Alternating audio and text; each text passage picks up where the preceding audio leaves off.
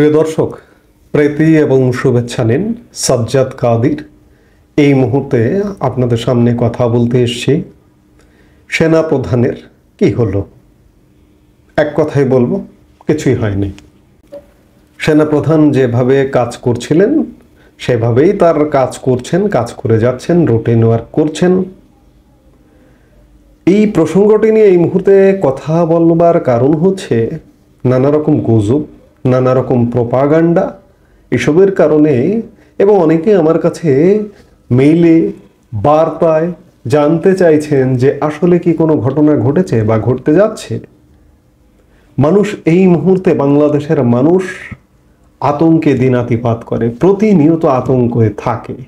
এর মধ্যে নানা রকম গুজব কানাঘোষায় মানুষ আরো বেশি আতঙ্কিত হয়ে যায়। সেই জায়গা থেকে আমি এই বিষয়টি নিয়ে কথা বলতে না চাইলেও কথা বলতে এলাম। সেনাপ্রধানের আসলে কিছুই হয়নি। গুজব এমনটাও ছড়ানো হচ্ছে যে সেনাপ্রধান 25 ফেব্রুয়ারি যে বক্তব্য দিয়েছিলেন সেই বক্তব্যের প্রেক্ষিতে সেনাপ্রধানকে প্রধান উপদেষ্টা মোহাম্মদ ইউনূস ডেকে পদত্যাগ করতে বলেছেন এবং ভৎসনা করেছেন, ইত্যাদি ইত্যাদি, ব্লা ব্লা ব্লা। আসলে এগুলো কিছুই নয়, এগুলোর কোনো ভিত্তি নেই। আর এই যে গুজবগুলো আরো কোন সময় ছড়ানো হয় জানেন? ছড়ানো হয় যখন কেউ একটু ভ্রাম্যমান থাকেন। যেমন সেনা প্রধান এই মুহূর্তে আফ্রিকা ভ্রমণে আছেন। সোমবার সকালে তিনি 3 দিনের একটি সফরে আফ্রিকা গেছেন। আইএসপিআর বলছে সফরকালে সেনাপ্রধান সেন্ট্রাল আফ্রিকান রিপাবলিকে নিয়োজিত বাংলাদেশ কন্টিনজেন্ট ও সেখানে অবস্থানরত বাংলাদেশি শান্তিরক্ষীদের বিভিন্ন কার্যক্রম পরিদর্শন করবেন। এছাড়াও সেখানকার জনসাধারণের সেবার উদ্দেশ্যে বাংলাদেশ সেনাবাহিনী কর্তৃক নির্মিত একটি কমিউনিটি ক্লিনিক সেনাবাহিনী প্রধানের উদ্বোধন করার পরিকল্পনা রয়েছে। 3 দিনের তার রুটিন সফরে গেছেন। তিনি 3 দিন পরে যথা নিয়মে দেশে ফিরে আসবেন। অনেকে এটিকেও গুজব করে ছড়াচ্ছেন যে সেনাপ্রধান দেশ ছেড়েছেন। এগুলো ভিত্তিহীন, এগুলো গুজব। তবে এই কথা সত্য যে সেনাপ্রধানের পেছনে বা সেনাপ্রধানকে সরিয়ে দিতে একটি ব্যাপক ষড়যন্ত্র হচ্ছে। আরেকটি জিনিস দেখুন, যে এই যে গুজবটি সেই মুহূর্তে ছড়ানো হচ্ছে যে মুহূর্তে সেনাপ্রধান যেদিন বিদেশ গেলেন ঠিক তার আগের দিন সামরিক বাহিনীর একজন ঊর্ধ্বতন কর্মকর্তা, যিনি লেফটেন্যান্ট জেনারেল পদ থেকে যাকে সরিয়ে দেওয়া হয়েছে 5 আগস্ট পরবর্তী সময়ে, ডিজিএফ এর সাবেক প্রধান লেফটেন্যান্ট জেনারেল সাইফুল আলম, তার বাসা থেকে টাকা উদ্ধারের একটি নাটক করা হয়েছে সরকারের দুদকের পক্ষ থেকে।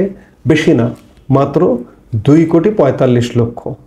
এবং তার স্ত্রী দুদকে আবেদনও করেছেন যে এই টাকাটা কোথা থেকে, কিসের থেকে, কিভাবে এসছে। ব্যাংক থেকে উঠানো, সম্পদ বিক্রি করা ইত্যাদি খাত থেকে টাকাটি এসছে। যদি 250 কোটি টাকা উদ্ধার হতো তাহলে কিন্তু প্রশ্ন ছিল, ব্যাংক থেকে উঠিয়ে বাসায় ক্যাশ টাকা কেন রাখছে? অ্যাকাউন্ট স্থগিত করা হয়েছে, অ্যাকাউন্ট স্থগিত করা হচ্ছে, গ্রেপ্তার করা হচ্ছে। এইসব থেকে বাঁচতে টাকাগুলো এক জায়গায় করে নিজের বাসায় রেখেছে, কিন্তু সেই টাকাটা উদ্ধার করে নানা রকম নাটক করানো হচ্ছে যে ডিজিএফআই এর সাবেক প্রধান লেফটেন্যান্ট জেনারেল সাইফুল আলম দুর্নীতিবাজ বা ইত্যাদি এমন কিছু। সাইফুল আলমকে গত 11 সেপ্টেম্বর 5 আগস্ট পরবর্তী এই যে নতুন বাংলাদেশে বাধ্যতামূলক অবসরে পাঠানো হয়। প্রথমে সাইফুল আলমকে পররাষ্ট্র মন্ত্রণালয়ে ন্যস্ত করা হয়েছিল, কিন্তু পরবর্তীতে তাকে বাধ্যতামূলক অবসরে পাঠানো হয়। যখন যে মুহূর্তে একজন ঊর্ধ্বতন সেনা কর্মকর্তাকে হেনস্থা করা হচ্ছে, যে মুহূর্তে সেনাপ্রধান জেনারেল ওয়াকারুজ্জামান বিদেশ সফরে যাচ্ছেন বা বিদেশ সফরে গেছেন, সেই মুহূর্তে সেনাপ্রধানকে নিয়ে একটা প্রোপাগান্ডা ছড়ানো হচ্ছে। এবং তাই শুধু নয়, পুরো সেনাবাহিনীকে নিয়ে, পুরো সেনাবাহিনীকে প্রশ্নবিদ্ধ করছে একটি গোষ্ঠী।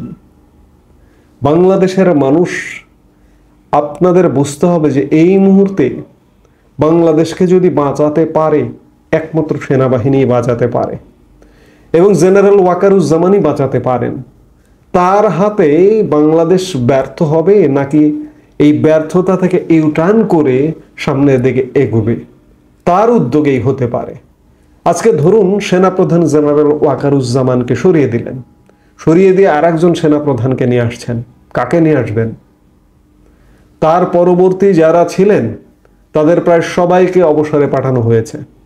জেনারেল ওয়াকারুজ্জামান 13তম বিএমএ লং কোর্সের, তারপরে যিনি আছেন 17তম বিএমএ লং কোর্সের, এরপরে যারা আছেন 20, 21, 22 এইরকম যে 5 জন লেফটেন্যান্ট জেনারেল এই মুহূর্তে আছেন, কাকে নিয়ে আসবেন? জেনারেল ওয়াকারুজ্জামানকে বাদ দিয়ে যদি অন্য কাউকে নিয়ে আসেন তাহলে দেশের পরিস্থিতি কল্পনাও করতে পারবেন না, বা কল্পনাও করতে পারছেন না যে কি হতে পারে। কিংবা এখন যারা লেফটেন্যান্ট জেনারেল আছেন তারা ছাড়া অন্য বাইরে থেকে যদি বিশেষভাবে কাউকে নিয়ে আসা হয়, যেমন পুলিশ প্রধানকে আনা হয়েছে, মন্ত্রী পরিষদ সচিবকে আনা হয়েছে,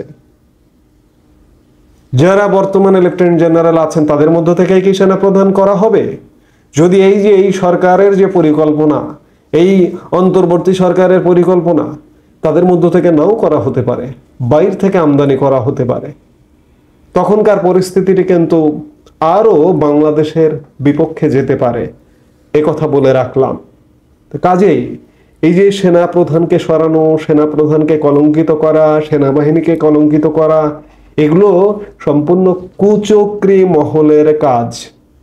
এগুলো যারা স্বাধীনতার পক্ষে, মুক্তিযুদ্ধের পক্ষে, বাংলাদেশের পক্ষে, তারা দয়া করে সেনাবাহিনীকে বিতর্কিত করবেন না, গুজব ছড়াবেন না, সেনাপ্রধানকে বিতর্কিত করবেন না।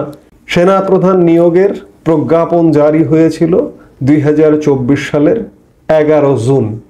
সেখানে সুস্পষ্ট করে লেখা আছে যে সেনাপ্রধান নিয়োগ 3 বছরের জন্য জেনারেল ওয়াকারুজ্জামানকে নিয়োগ করা হলো। সেনাপ্রধান বা বাহিনী প্রধান, সশস্ত্র বাহিনীর প্রধানদের নিয়োগের 2018 সালের একটি আইন আছে, সেই আইনের আলোকে সেনাপ্রধানকে নিয়োগ করা হয়েছে। প্রজ্ঞাপনে বলা হয়েছে বাংলাদেশ সেনাবাহিনীর BA 2902 lieutenant general Wakeruzzaman OSP SGP PSC chief of general staff CGS কে আগামী 23 জুন 2024 তারিখ অপরাহ্ন থেকে বাংলাদেশ সেনাবাহিনীতে জেনারেল পদে পদোন্নতি প্রদানপূর্বক প্রতিরক্ষা বাহিনী সমূহের প্রধানদের নিয়োগ, বেতন ভাতা, অন্যান্য সুবিধা আইন 2018 অনুসারে উক্ত তারিখ অপরাহ্ন থেকে 3 বছরের জন্য সেনাবাহিনীর প্রধান হিসেবে নিয়োগ প্রদান করা হলো। আইন অনুযায়ী যথাযথ নিয়ম অনুযায়ী সেনাপ্রধানকে নিয়োগ করা হয়েছে। তিনি এই পদে দায়িত্বে থাকবেন 2027 সালের 22 জুন পর্যন্ত। কাজেই তিনি তার সময় অনুযায়ী, তার যে নির্ধারিত সময়, তিনি সেই সময় পর্যন্তই দায়িত্বে থাকুন, সেটাই প্রত্যাশা করুন। তার আগে যেন তার অপসারণ না হয়, অপসারণ করা না হয়। কে কার অপসারণ করবে? আমি শুরুতে যেটি বলছিলাম, মোহাম্মদ ইউনুস তাকে ডেকে পদত্যাগ করতে বলেছেন।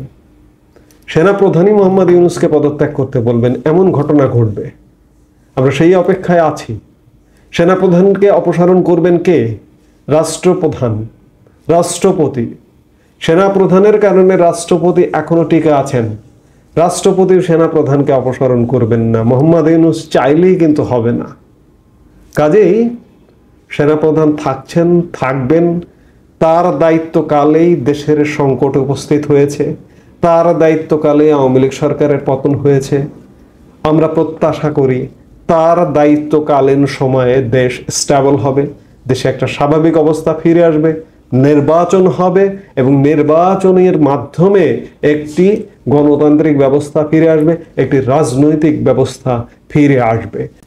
কাজেই শুরুতে যেটি বলছিলাম, যে শিরোনামে যেটি বলছিলাম, যে সেনাপ্রধানের কি হলো, সেনাপ্রধানের আসলে কিছুই হয়নি।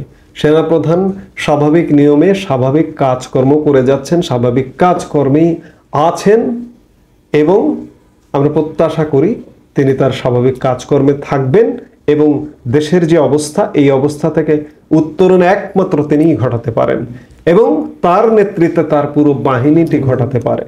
আমরা আশা করব সেনাবাহিনী বাংলাদেশের পাশে থাকবে, মুক্তিযুদ্ধের পাশে থাকবে, স্বাধীনতার পক্ষে থাকবে, আমাদের বাংলাদেশের জনগণের পক্ষে থাকবে। এই মুহূর্তে এ পর্যন্তই। সবাই ভালো থাকুন, সুস্থ থাকুন। আমাদের ভিডিওগুলো নিয়মিত পেতে সাবস্ক্রাইব করুন Sajjad Kadir and the legends YouTube channel এবং লাইক, কমেন্ট, শেয়ার করে সাথে থাকুন।